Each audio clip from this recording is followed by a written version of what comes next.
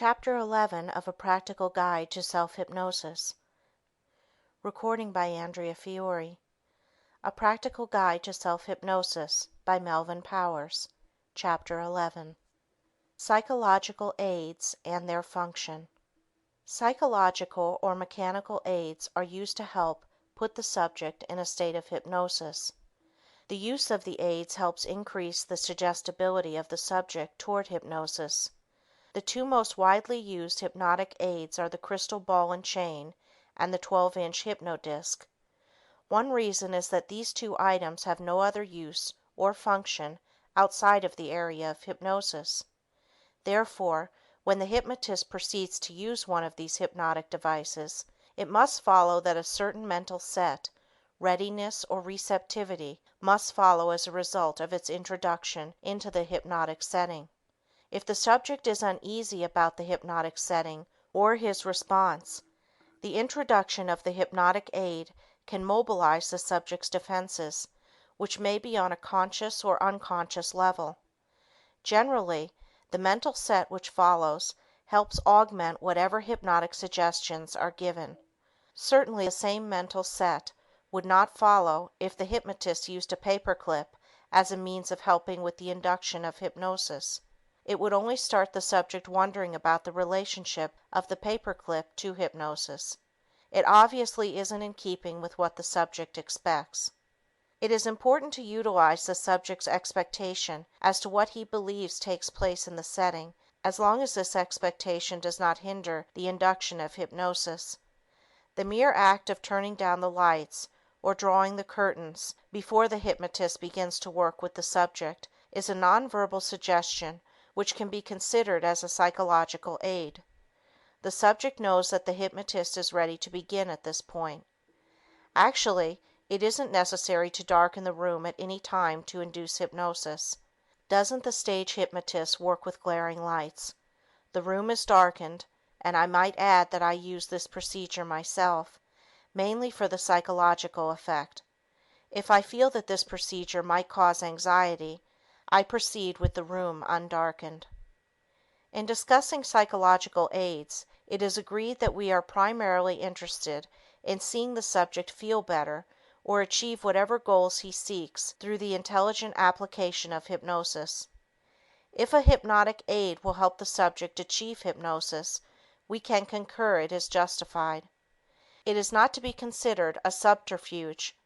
If the physician administers a placebo to a patient with the remark, "Here is a new medicine that can help your condition," and if this technique does help alleviate the patient's condition, it is considered good medicine. You must know beforehand that in using the 12-inch hypnodisc, the subject's eyes must begin to water, his eyelids must get heavy, and eventually he must close them. Even before you begin to use the hypnodisc, you suggest that these conditions will take place. During the induction of hypnosis, as these reactions are noted by the subject, a favorable psychological attitude automatically develops, which in turn helps further suggestions. If the subject reacts favorably to suggestions A, B, and C, it follows that he is more prone to accept suggestions D, E, and F, which are therapeutic in nature. The subject can better relate to the latter suggestions when he has seen proof of his initial suggestibility. This approach works better than beginning immediately with the latter suggestions. The buildup of suggestions convinces the subject he is in a heightened state of suggestibility and can benefit from the therapeutic suggestions of the hypnotist or his own. Perhaps this needed assurance is so helpful because it eliminates the anxiety of the subject concerning his suggestibility. He seeks and needs the satisfaction of knowing he has attained the prerequisites necessary before any therapeutic program can benefit him. The subject's prerequisites need not be actually related to the hypnotic process per se, but merely match his preconceived ideas about what is necessary. Let me give you an example. Many subjects feel that they must experience amnesia before they can benefit from hypnotic suggestions. This premise is inaccurate, since favorable and lasting results can be achieved in any degree of hypnosis, depending, of course, on the nature of the problem. Let me relate several interesting occurrences that take place every so often in my own practice as a professional hypnotist. A subject who is responding well to hypnosis, but not to the point of amnesia, insists that he will not benefit until he is knocked out and doesn't remember what happened. Trying to convince him otherwise proves fatal. He just refuses to accept whatever explanation you give him. My own method is not to insist that the subject is wrong, but somehow to use his misconception in a constructive manner. After getting him into the cataleptic state, I suggest that I am going to stop talking for 5 minutes, during which time he is to mentally repeat "sleep" as he slowly and deeply inhales, and "deep sleep" as he slowly exhales. At the end of this time, he'll be in a very deep hypnotic state. Instead of remaining quiet for 5 minutes, I take 10 minutes. I then begin to whisper suggestions to the subject to determine if he is still under hypnosis or asleep. If he is asleep, I let him remain asleep for a still longer period of time, after which interval I awaken him. I ask him if he remembers what I said to him during the time he was deeply hypnotized. If he says no, I remark, "Very good." I further point out to him that he has now experienced amnesia and will now make rapid strides. The subject, on the other hand, is pleased to see that I now agree with him, and in fact, the interesting result is that he does make excellent progress, because his preconceived requirements have been met. It should be pointed out that I keep working with the subject until such a time that he falls asleep. The transition from hypnosis to sleep is normal. It is easy for the subject to fall asleep because he is so relaxed. Let me tell you of a similar experience. Before telling you of this psychological technique, it is only fair to point out that the professional hypnotist varies his approach from subject to subject, not only to suit the needs of the subject, but to break the monotony of using only a few successful procedures. His experimentation helps develop not only new procedures, but new concepts relative to the general nature of hypnosis and its many ramifications. I was interested to see what would happen to a subject if he thought he was deeply hypnotized without ever giving him verbal suggestions or reassurance that he would feel better or overcome his problem. Of course, if the technique did not work quickly, I would drop the procedure for a more orthodox approach. Instead of trying to really hypnotize the subject, my aim is to get him to sleep. Once he is asleep, I let him remain so for about 30 minutes. Without having ever given him a therapeutic suggestion, I awaken him and inquire if he remembered what happened. If the answer is no, I tell him I'll hypnotize him again next week, and this concludes the visit.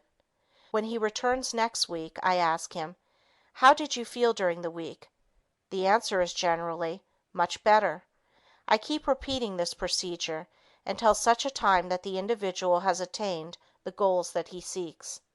I know that the reader may be surprised that I would divulge such an unconventional procedure. The principle is the same as the physician using a placebo.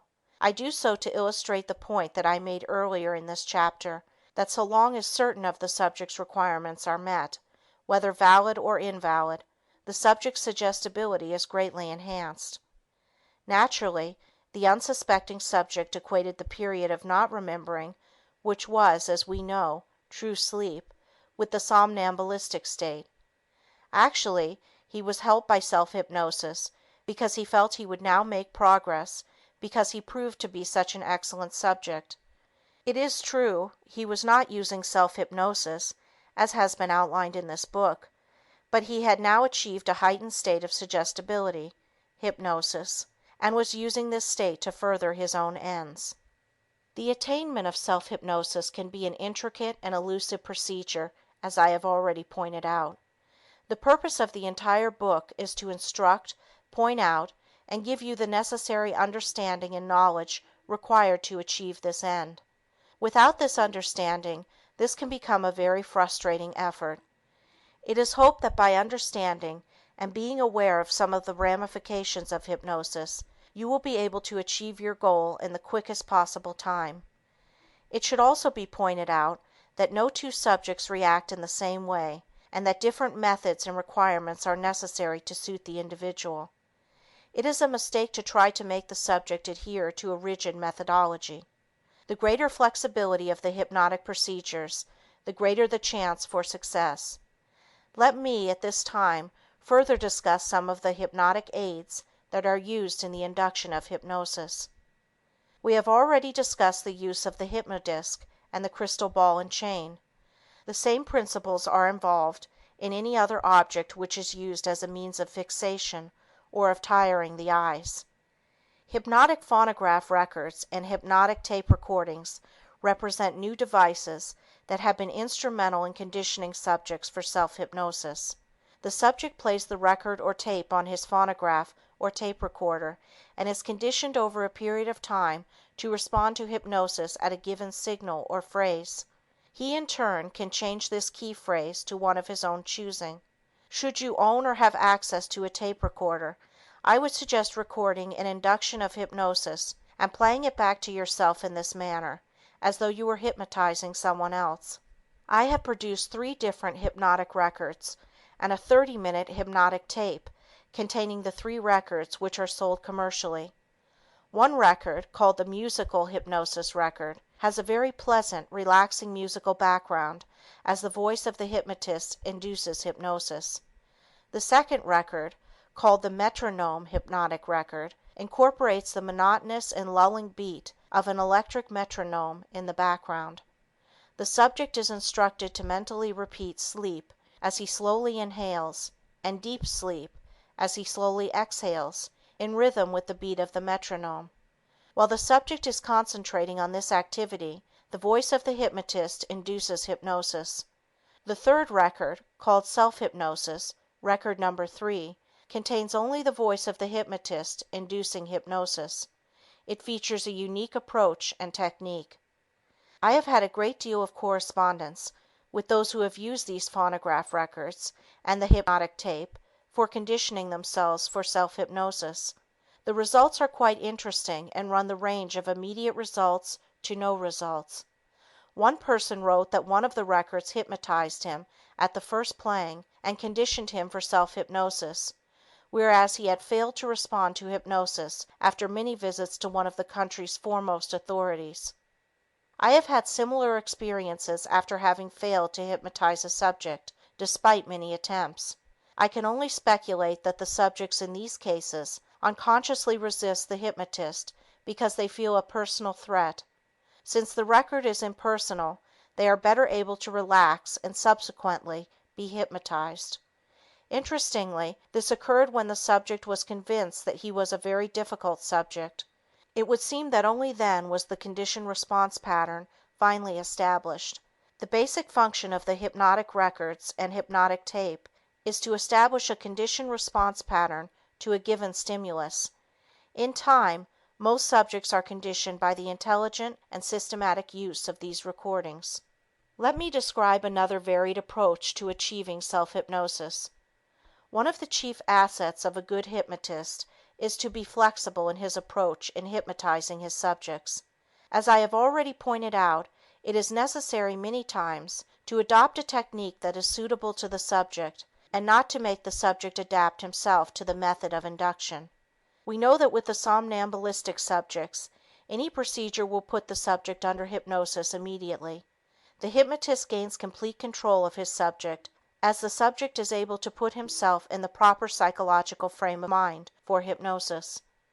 Unfortunately, most subjects do not respond at the first session or sessions because of conscious or subconscious fears that must be gradually eliminated. Once you get the subject to relax or let go, he will naturally succumb to hypnosis. This is the problem that confronts all hypnotists. Merely suggesting to the subject to relax is not sufficient, as a rule, to bring about this desired mental state. The subject, at this point, cannot easily turn on or off his mental and physical feelings. Even if we have the subject lie down, this does not assure the hypnotic state, as the subject can still be tense. Our main problem is to get the subject relaxed. Our situation is similar to the physician telling his patient to go home and forget about a certain problem, I'm sure you'll agree that the advice is virtually impossible to follow. One of the major stumbling blocks in hypnotizing a subject or in self-hypnosis lies in the fact that although we use terms such as relax, let yourself go, and others, the subject cannot readily put the meaning of these words into effect. It is difficult for most people to let go when we live in a society that beckons us to look sharp, be alert, be on the ball, and make every minute count. Emphasis on productivity does not lend to a society of relaxed individuals. In my long experience as a professional hypnotist, I have tried many novel innovations for inducing hypnosis and teaching individuals self-hypnosis. Some have met with a great deal of success, and others have failed. It is, furthermore, difficult to determine the causal nature for success or failure. We can only theorize. I have used the following unorthodox technique for about a period of 15 years. Exceptionally good results have been attained with it, although it must be admitted that it is not infallible. It is suggested to you as another good technique. In order to help the subject relax, I have been using a phonograph record or tape that I recorded containing the continuous sound of various degrees of rain. One side has a half hour of very soft, light rainfall, such as you have experienced in listening to rain falling on grass, canvas, or a tent top. The other side or track contains a half hour of rain effects such as one would hear in a heavy downfall with loud splatterings of water on the pavement. The record and tape were originally designed to help insomnia sufferers and later incorporated into the hypnotic procedure. The subject is instructed to close his eyes and listen to the sound of the rain while picturing himself relaxing near a warm, glowing fireplace. As you can note, the subject again incorporates the visual imagery technique. The relaxing effect thus produced over a period of time enhances his chances of success in attaining a deep hypnotic state. There are many other interesting and unique devices and aids you can use for inducing hypnosis. Rather than present them all in this book, I have fully described them and their techniques of operation on a 144-page illustrated catalog. This catalog not only contains a list of hypnotic aids, but a description and listing of over 450 hypnotism and self-help books. Upon request, I shall be pleased to send it to you. Write to Melvin Powers, 12015 Sherman Road, North Hollywood, California, 91605, and ask for Hypnotic Catalog Number 7. Should you have any questions on self-hypnosis or hetero-hypnosis, I shall be pleased to answer you. End of chapter 11. Recording by Andrea Fiore.